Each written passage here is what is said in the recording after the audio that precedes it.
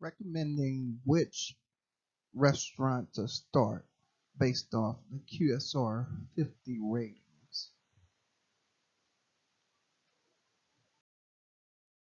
McDonald's has led the world with a long-running QSR50 rank of number one, with over 14,000 stores in the U.S. generating over $37 million in 2017.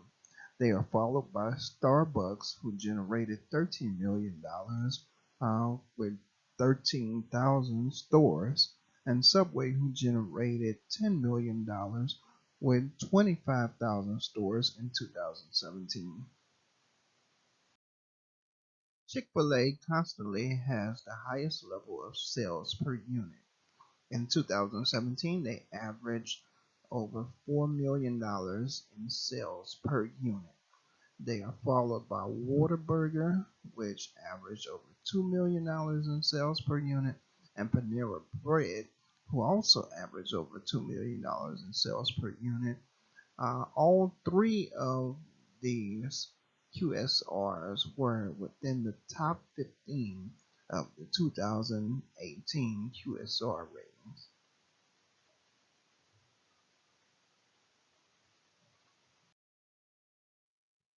There also is a negative correlation between the QSR ranking and the total sales of a QSR company. For instance, McDonald's is ranked number one, um, which by the value of the number, one is a low number, even though it's ranked pretty high, but the value of the number is low.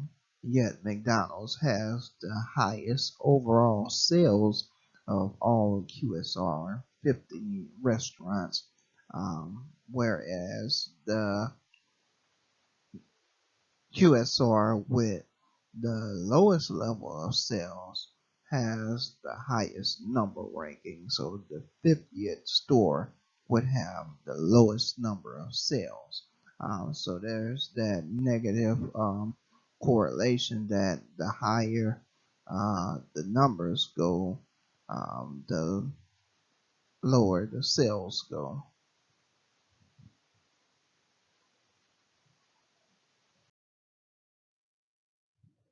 Although most companies either grew or maintained as the years went by, from 2009 to 2017. Companies like Chipotle started off fairly strong, making over $1 million per unit in 2009.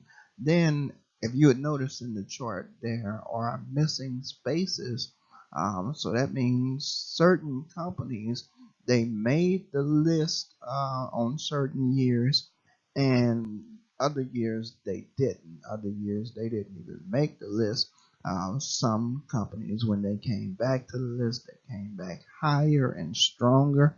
But companies like Chipotle, they started off strong. They missed a few years. Then they came back with a spike. There was renewed interest for them.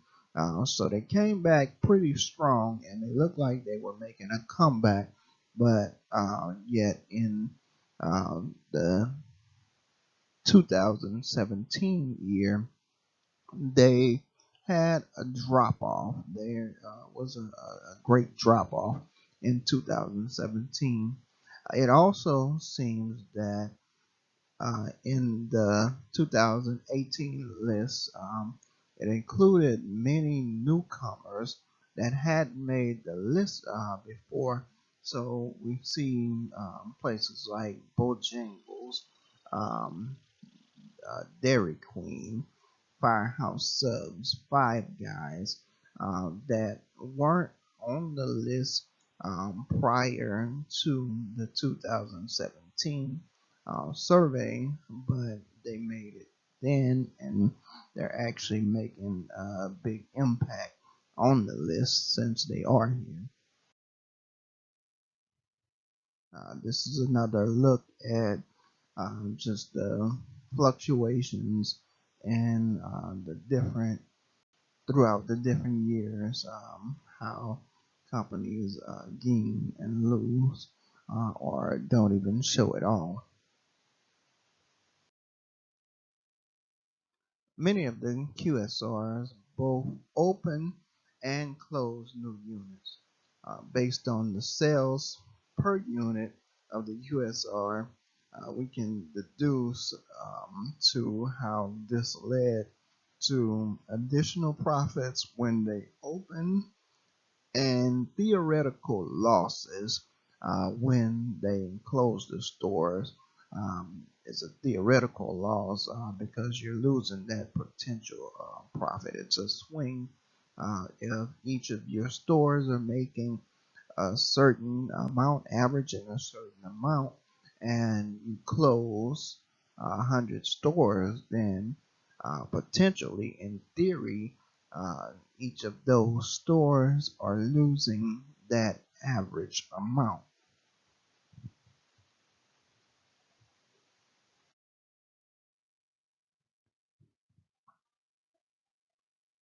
This is a look at the cluster analysis of the change in units of the stores that open and close. There's an equation in there that shows the cost of opening and closing as far as that profit or loss, how much profit was gained by opening new stores, and how much was potentially lost by not having the revenue from stores that closed, and it's crossed by the total change in units and the total franchise units in 2017.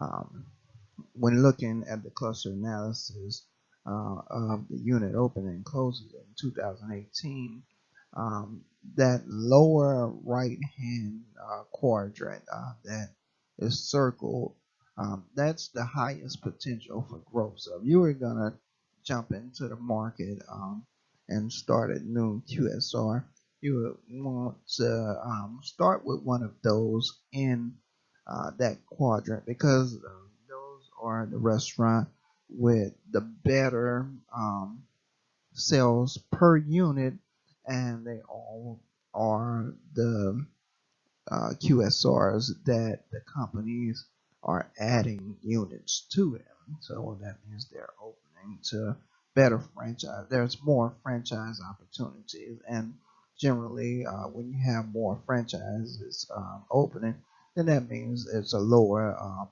barrier to entry into those franchises.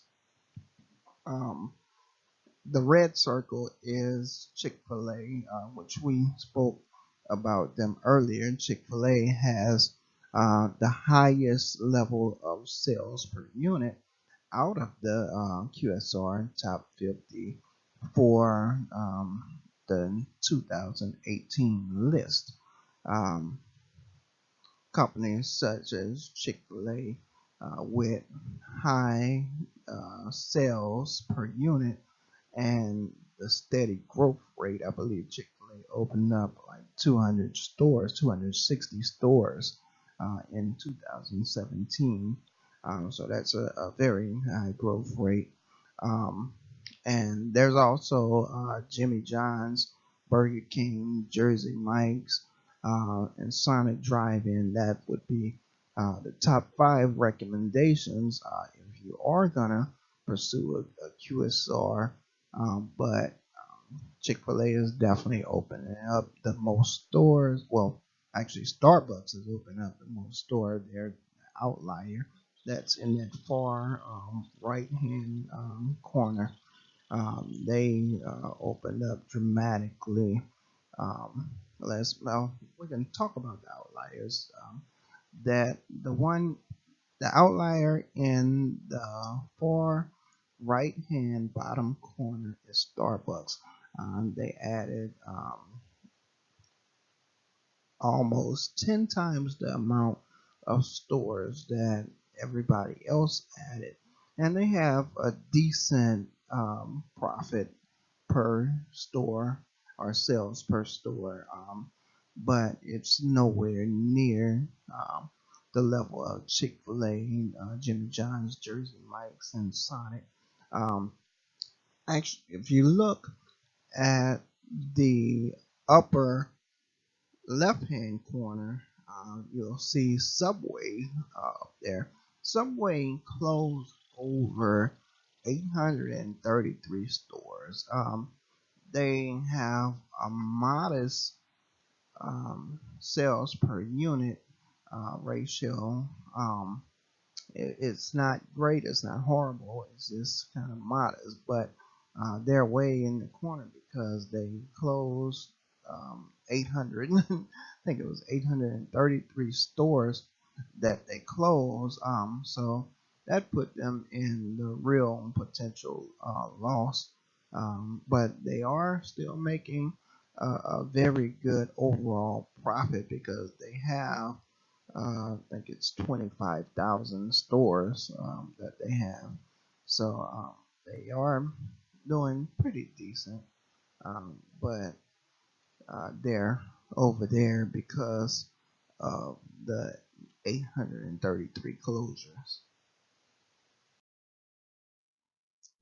Here we have the top 40 cities to start a restaurant in the United States. Is based off of NDP, which is non-domestic product. So it is products that you're selling like franchises, so it's not domestic to that area. So these are the lists that we have.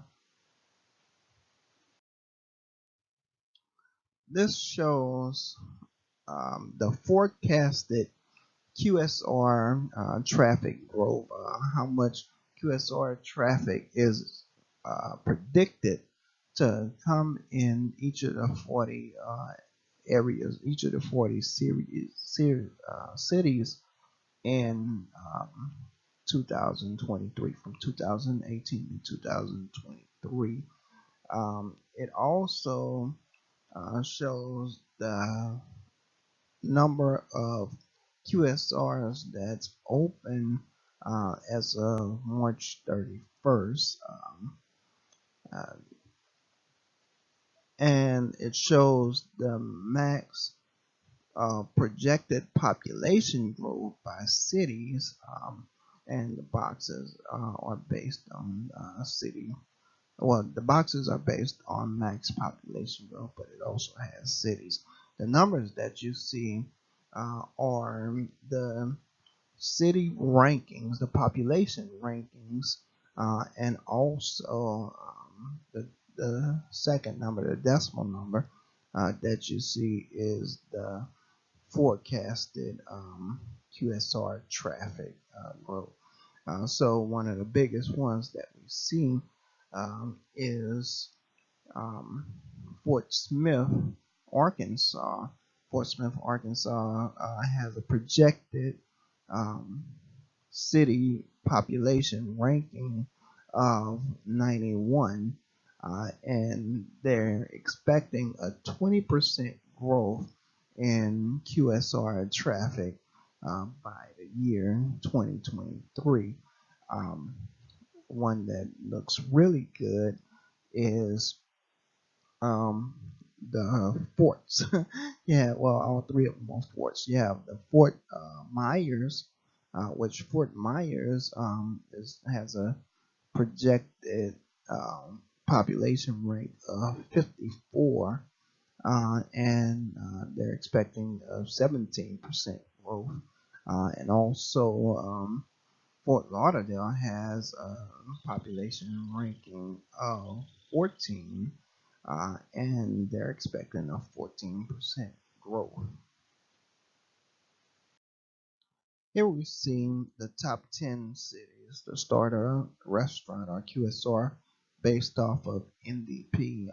It's also crossed with the number of QSRs in the city, the projected traffic growth, and the projected population growth and the amount of QSRs per thousand. Um, Fort Smith again is leading the way as far as NDP score. However, if you look at other factors involved, I think that Fort Myers makes a little better choice because there are currently only 1,274 QSRs in Fort Myers. The QSR projected traffic growth is 17%. The projected population growth is 13%. And the projected QSR per thousand residents is 91.6. So this makes Fort Myers very appealing. Also, uh, if you look at the weather factor in Fort Myers, Arkansas, Fort Smith, that's right in the middle of Tornado Alley. So there's generally inclement weather in Fort Smith, Arkansas, whereas Fort Myers is in sunny Florida, where the temperatures are generally mild and calm year round. You may have a hurricane scare every now and then, but generally it's fairly comfortable. It's also a tourist attraction. Tourists come to that area. So this is why I feel that Fort Myers is better choice than Fort Smith. My recommendation is to start a Chick-fil-A in Fort Myers, Florida. You're close to the beach, so it's a good location. You don't have to worry about the weather, except every now and then in the summer. But generally, it's good weather year round. You have a booming population. You have projected booming QSR growth, and you really can't go wrong with the location per se. And you also have a quality product. You have the industry leading in sales per unit company. You have profit leader also in Chick-fil-A. So, and plus they're adding a bunch of stores. If they added over 200 stores in 2017, that generally indicates that the barriers to entry into that franchise is generally easier than, say, a McDonald's or one of those high flying QSRs um, that isn't really opening that many stores compared to the amount of stores that Chick-fil-A is opening. So I feel that based on the data, it is a safe bet to open a Chick-fil-A in Fort Myers, Florida. I believe this will be very popular and very profitable.